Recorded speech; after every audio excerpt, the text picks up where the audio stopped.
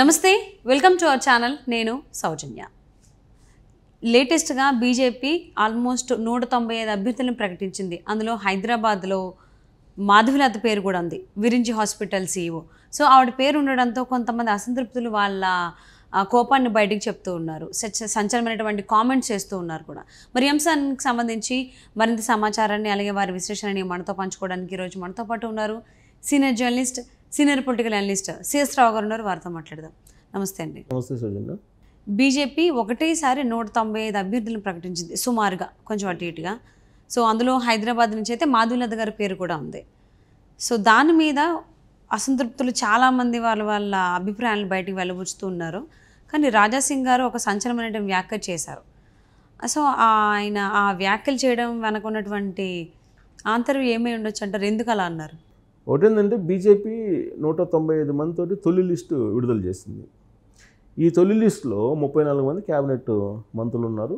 అలాగే అన్ని రాష్ట్రాలకు సంబంధించినటువంటి అభ్యర్థులను ప్రకటించారు, ఆల్మోస్ట్ అన్ని రాష్ట్రాలకు సంబంధించి. కానీ ఎక్సెప్ట్ ఆంధ్రప్రదేశ్ని టచ్ చేయాలి, ఎందుకంటే పొత్తు అనేది ఇంకా అలా కన్ఫర్మ్ కాలేదు కాబట్టి, సీట్ల షేరింగ్ విషయంలో ఇంకా కొంత అస్పష్టత ఉంది కాబట్టి అక్కడ టచ్ చేయలేదు. మిగిలినటువంటి రాష్ట్రాల్లో, ఎస్పెషల్లీ మన తెలుగు రాష్ట్రాల్లో, తెలంగాణలో 9 ఎంపీ స్థానాలని ప్రకటించారు.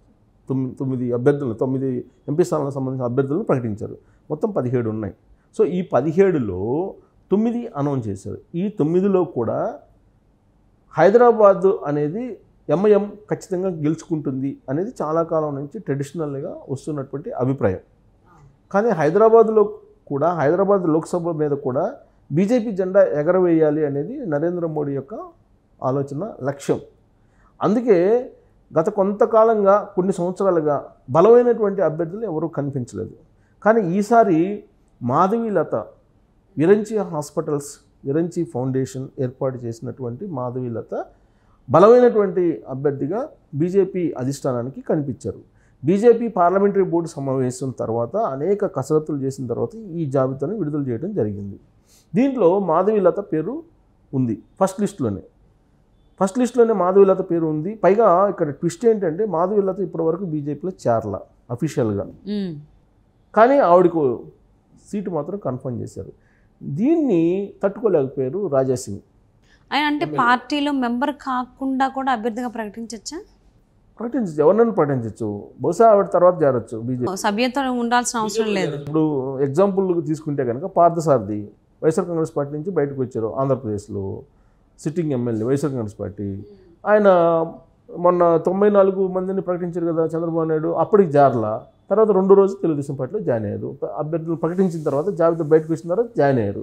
అలాగే మాధవిలత కూడా ఎప్పటి నుంచో ఆవిడ బీజేపీలో చేరతారని చెప్పి వినిపిస్తుంది. ప్లస్ బీజేపీ అధిష్టానంతో కూడా మాట్లాడుతున్నారు, టచ్లో ఉన్నారు. కాబట్టి ఎలాగో బీజేపీ కదా అనుకొని ఏదో మంచి రోజు చూసుకుని, మంచి ముహూర్తం చూసుకుని ఆవిడ జాయిన్ అవుతారని చెప్పి ఆమెకి అభ్యర్థిత్వాన్ని ప్రకటించేశారు బీజేపీ హైదరాబాద్ నుంచి. అయితే ఆవిడకి ఎందుకు ప్రకటించారు అనేది రాజాసింగ్ యొక్క అభిప్రాయం. కానీ ఆ రాజాసింగ్ మాట్లాడే మాటలు ఎప్పుడు కూడా వివాదాస్పదం అవుతుంటాయి. అందుకే ఆయన అసలు బీజేపీ సస్పెండ్ చేసింది ఒకనొక సందర్భంలో. మొన్న అసెంబ్లీ ఎన్నికల ముందు ఆయన సస్పెన్షన్లో ఉన్నారు, దాదాపు సంవత్సరం పాటు సస్పెన్షన్లో ఉన్నారు. ఆ సస్పెన్షన్ లిఫ్ట్ చేసి మళ్ళీ బీజేపీ వాళ్ళు తీసుకున్నారు. ఎందుకు అక్కడ హిందూ ముస్లిం క్లాషెస్ పెట్టడానికి అతను ప్రతిసారి అగ్రెసివ్గా వెళ్తున్నారు అనేటువంటి ఉద్దేశంతో ఆయన్ని సస్పెండ్ చేయడం జరుగుతుంది బీజేపీ సస్పెండ్ చేసిందంటే ఎంతో పెద్ద తప్పు చేసి ఉంటేనే, పైగా రాజాసింగ్ లాంటి వాళ్ళని. సో ఇప్పుడు రాజాసింగ్ ఏమన్నారు, హైదరాబాద్లో మగోళ్ళు లేకనా మాధవిలతకి ఇచ్చారు అని చెప్పి ఆయన చేసినటువంటి కామెంట్ ఇప్పుడు సంచలనంగా మారింది. ప్లస్ మహిళల్ని కించపరుస్తూ మాట్లాడాడు ఆయన అనేటువంటి కాన్సెప్ట్లో కూడా అందరూ మండిపడుతున్నటువంటి పరిస్థితి. అయినప్పటికీ రాజాసింగ్ స్టైల్ అలానే ఉంటుంది, ఎప్పుడు ఏదో ఒకటి మాట్లాడటం, వివాదంలోకి ఇరుక్కోవటం, ఇదే రాజాసింగ్ యొక్క మాట తీరు. సో ఇప్పుడు రాజాసింగ్ ఏం కోరుకుంటున్నారంటే, ఆల్రెడీ తెలంగాణ అసెంబ్లీలో బీజేపీ శాసనసభ పక్ష నేతగా కోరుకుంటున్నారు. అది రాలా ఆయనకి, ఎందుకంటే సీనియర్ ఎమ్మెల్యే ఆయన, వరుసగా గెలుస్తూ వస్తూ ఉన్నారు. కానీ ఇప్పుడు అది లేదు. ఇప్పుడు హైదరాబాద్కి ఆయన లోక్సభ ఎన్నికల్లో పోటీ చేయాలని భావించారు, యాస్పిరెంట్, ఆయన బలమైనటువంటి యాస్పిరెంట్. కానీ ఆయన కాదని చెప్పి ఇప్పుడు మాధవిలతకి ఇవ్వడంతో జీర్ణించుకోలేక ఆయన వాడినటువంటి పదజాలం ఏంటంటే, హైదరాబాద్లో మగోడు లేకనా మాధవిలతకి ఇచ్చారు అని చెప్పి, ఒక మహిళకి ఇచ్చారు అని చెప్పి ఆయన చేసినటువంటి వ్యాఖ్యలు ఇప్పుడు సొంత పార్టీలోనే ఆయనకి వ్యతిరేకత వచ్చేలాగా ఇలా చేస్తూ ఉన్నాయి. ఇదొక ఎత్తు. ఇంకా మల్కాజ్గిరి నుంచి ఈటెల రాజేందర్కి ఇచ్చారు. మల్కాజ్గిరి నుంచి ఈటెల రాజేందర్కి ఇస్తే ఆల్రెడీ మల్కాజ్గిరి స్థానాన్ని మురళీధర్రావు కోరుకుంటున్నారు. మురళీధర్రావు సెంట్రల్లో బీజేపీ పెద్దల్లో ఒకరుగా ఉన్నారు. ఇప్పుడు సెంట్రల్లో బలమైనటువంటి నాయకుడిగా ఉన్నారు. కానీ ఆయనకి ఇవ్వకుండా ఈటెల రాజేందర్కి ఇచ్చారు. దాంతో ఆయన అసంతృప్తిగా ఉంటూ ఒక అత్యంత రహస్యమైనటువంటి సమావేశాన్ని పెట్టుకున్నారు. ఆయన పార్టీ వీడేటువంటి అవకాశం ఉందనేది కూడా ఇప్పుడు బీజేపీలో అంతర్గతంగా జరుగుతున్నటువంటి చర్చ. దీంతోపాటు ఆదిలాబాద్ సోయం బాబురావుది కూడా లేదు అక్కడ. సో అక్కడ సిట్టింగ్ ఎంపీ ఆయనకి లేదు. సిట్టింగ్ ఎంపీ ఆయనకి లేకపోతే నా సంగతి తెలిసింది, నాకు ఇవ్వకపోతే నేను ఏదో ఒకటి చూసుకుంటాను ప్రత్యామ్నాయం అనేటట్టు ఆయన మాట్లాడుతున్నారు. ఇప్పుడు సిట్టింగ్ ఎంపీలు ఎవరెవరు? కిషన్ రెడ్డికి ఇచ్చారు మొదటి లిస్టులో. తర్వాత ధర్మపురి అరవింద్ నిజామాబాద్ ఆయనకి కూడా ఇవ్వడం జరిగింది. కరీంనగర్ బండి సంజయ్ ఈయనకి అనౌన్స్ చేయడం జరిగింది. వీళ్ళతో పాటు సీనియర్లకి అనౌన్స్ చేయాల. ఇప్పుడు మహబూబ్ నగర్ ఉంది డీకే అరుణ, ఆవిడ పేరు అనౌన్స్ చేయాల. తర్వాత ఇక్కడ జితేందర్ రెడ్డి ఆయన పేరు అనౌన్స్ చేయాల. సో వీళ్ళు ఇప్పుడు ప్రత్యామ్నాయ మార్గంలో చూసుకుంటున్నారా అనేది ఆయన చేవెళ్ళ ఆయన కొండ విశ్వేశ్వరరెడ్డితో అనౌన్స్ చేశారు. సో ఇక్కడ బీబీ పాటిల్ జహీరాబాద్ బీబీ పాటిల్కి అనౌన్స్ చేశారు. అంటే కొత్తగా పార్టీలో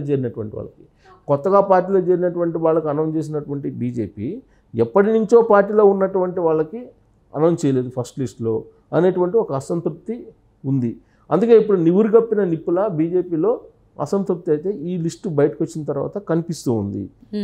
ప్లస్ వివాదాస్పదమైన వ్యాఖ్యలు రాజాసింగ్ చేశారు. ప్లస్ పార్టీలో చేరకుండానే మాధవీలతకి ఇవ్వడం, ఇవన్నీ కూడా ఇప్పుడున్నటువంటి బీజేపీని కొంత ఇబ్బంది పెట్టేటువంటి పరిస్థితిగా కనిపిస్తూ ఉంది.